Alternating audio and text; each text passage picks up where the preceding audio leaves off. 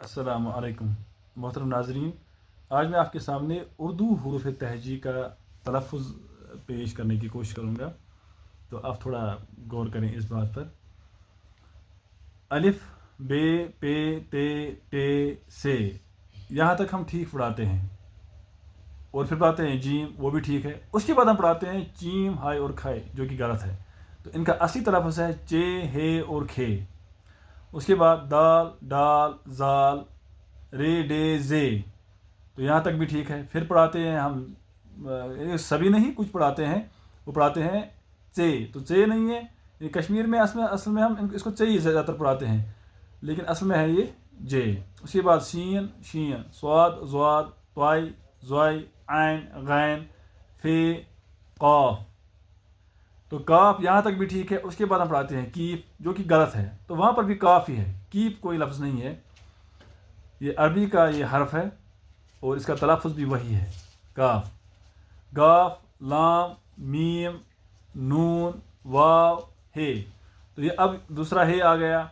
High को भी हम, क्योंकि हे ही असली उसका तलफ़ुज़ है, तो यहाँ पर भी एक और हे है, तो वो वाला हाई वाला हे जो है उसको हाय हुत्ती बोलते हैं, तो वहाँ पर हे ही उसको पढ़ना है। और इसको हाय हाउस बोलते हैं, तो हे भी इसको पढ़ सकते हैं और हाय हाउस भी बोल सकते हैं, या हाय मलफूजी भी इसका एक नाम है, और हाय मुख्तफ़ी भी, तो वो थोड़ी सी उसकी बहस है, वो बाद में देखेंगे।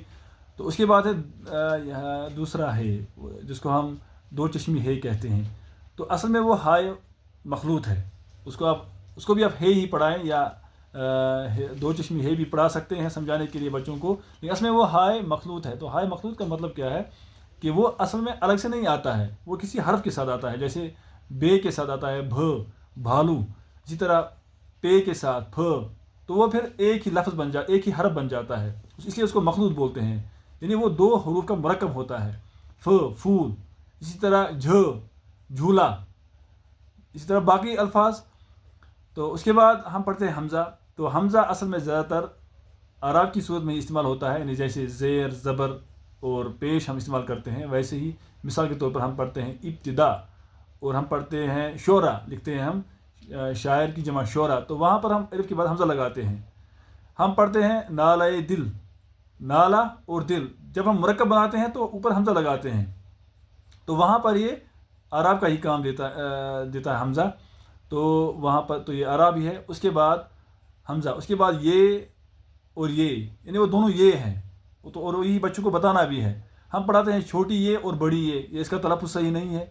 असल में वो एक पहली वाली ये जो है वो याय मारूफ़ है, याय मारूफ़ जो खुलकर आवाज़ दे, इसकी आवाज़ थोड़ी लंबी होती है, और इससे पहले वाले हर पर ज़ेर होती है, उसको फिर खींच कर पढ़ा जाता है। मिसाल के तौर पर हम पढ़ते हैं मील, मीम ये लाम, मील, और बच्चों को समझाने के लिए हम इसके नीचे खड़ी ज़ेर भी लगाते हैं, मील। और दूसरा ये जो है जो याय मजूर उसको जिसको हम बोलते हैं, तो उसकी आवाज़ थोड़ी कम होती है।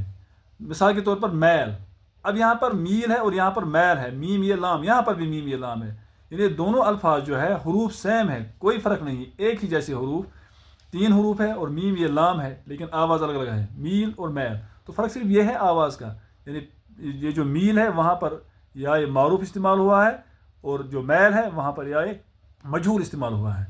तो ये था इनका तलफ़ुज़। इंशाल्लाह हम कोशिश करेंगे आइंदा कि हम ठीक से पढ़ाएँ इसको।